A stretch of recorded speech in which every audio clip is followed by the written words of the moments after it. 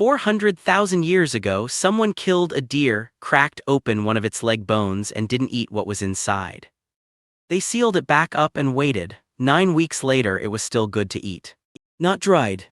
Not smoked, not salted. The bone itself was the container, and the skin still wrapped around it was the seal. This wasn't an accident, it was a plan. This wasn't found at some famous headline site.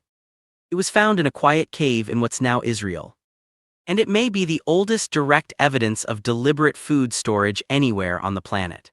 The site is called Kesem Cave. And what researchers found in its sediment didn't just prove ancient humans could plan ahead. It proved they were solving the exact same problem your fridge solves. Hundreds of thousands of years before electricity existed. How do you prove food was saved on purpose hundreds of thousands of years later? Why a bone and not a pit or a bag? And what does this actually change about how we think of these people? 3 real answers, all sealed inside old bone. Start with the actual problem because it's one every hunter on Earth still faces today. Kill something big and you suddenly have more meat than anyone can eat in a single sitting. A single deer can weigh over 100 pounds. Eat what you can, share what you can, and there's still a real question left standing.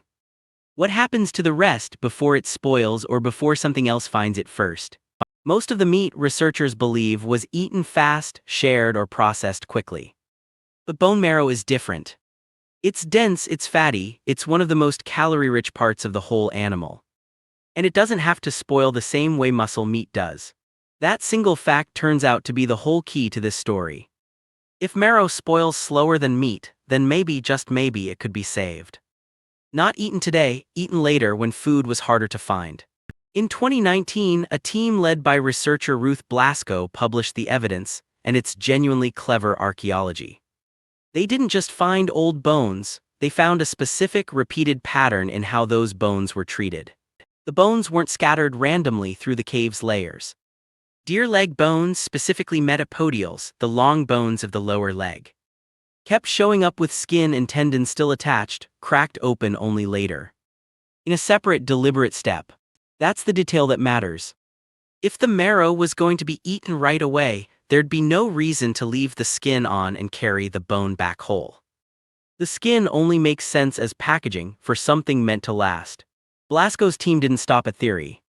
They ran real experiments, keeping deer leg bones under controlled conditions, with the skin left on, and tested exactly how long the marrow inside stayed genuinely edible. The result surprised even the researchers. Marrow inside a skin-covered bone stayed chemically stable and nutritionally usable for up to 9 weeks. Not days, weeks.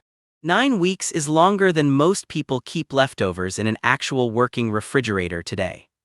And this was happening without electricity, without salt, without fire involved in the preservation step at all. The bone itself did the work modern packaging does. It kept air and bacteria mostly out, kept moisture from escaping too fast. And the covering skin added one more protective layer on top. A closed system, made entirely from what the animal already had. It's worth being honest here. Researchers can't know for certain that every single one of these bones was saved on purpose every time.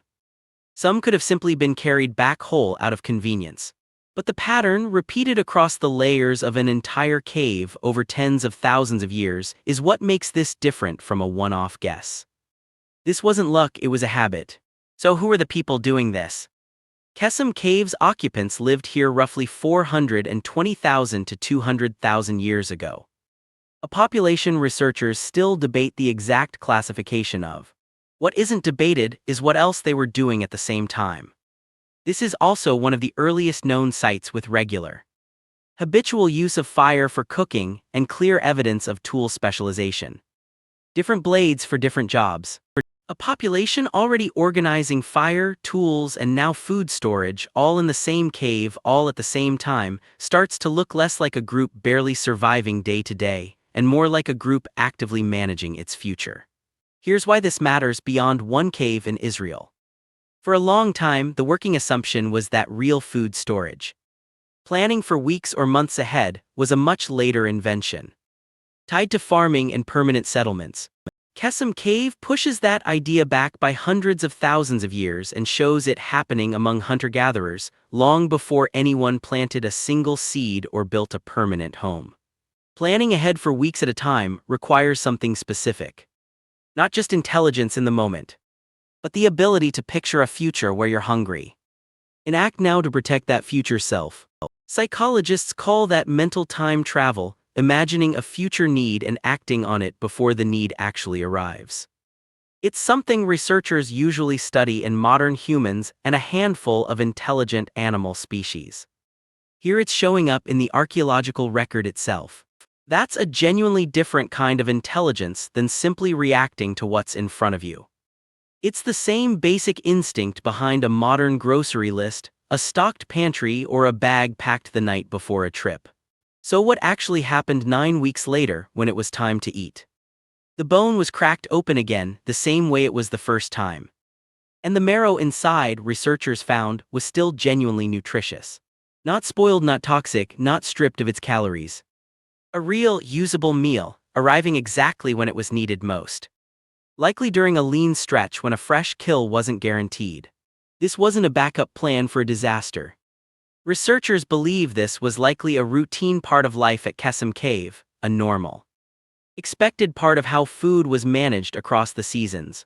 It's worth understanding exactly how researchers can tell any of this from bones alone, because the method itself is genuinely rigorous science, not guesswork. The team ran controlled experiments using fresh deer bones today, tracking exactly how fat oxidizes and how bacteria levels change over time, both with the skin left on and with it removed. The skin-covered bones consistently outperformed the stripped ones, staying edible far longer. That direct comparison is what turns "maybe they saved it" into real, tested, repeatable evidence. The study was published in Science Advances, a peer-reviewed journal with a genuinely high bar for evidence. This wasn't a casual theory floated in an interview. It went through real scientific scrutiny before anyone accepted it. Here's where it connects directly to how you actually live today. Every time you put leftovers in a container and save them for later, you're doing a version of exactly what happened at Kesem Cave. 400,000 years apart. The materials changed completely. Plastic instead of bone, a compressor instead of skin and air. But the underlying idea, protect food now so a future version of yourself has something to eat, hasn't changed even slightly. Kesem Cave is still being excavated. Researchers keep finding new layers, new bones, new details about exactly how this population lived. What counts as the full picture here is very likely still incomplete. That's a genuinely exciting thought. The most detailed evidence yet of exactly how, and how often, this storage method was used may still be sitting in ground that hasn't been dug up. And there's one detail from this same cave almost nobody talks about, because the marrow storage story gets all the attention. Some of the other bones at Kesem show cut marks that still don't have a fully agreed on explanation. So go back to that same cave 400,000 years ago. A deer leg bone, skin still wrapped around it, set aside on purpose for a hunger that hadn't happened yet. 9 weeks later, someone cracked it open and found exactly what they were counting on. Not luck, not an accident, a plan that worked because they made it work. They didn't have a word for refrigeration or food chemistry or delayed gratification. They just had a bone, a plan, and the patience to wait for a hunger that hadn't arrived yet. That patience is still sitting in your kitchen right now, in a refrigerator humming quietly in the corner, doing the exact same job a deer bone did 400,000 years before anyone thought to ask how. A bone, a plan, and a hunger that hadn't happened yet. That's the real story of the world's first refrigerator. And it's been running quietly in the background of human history the entire time.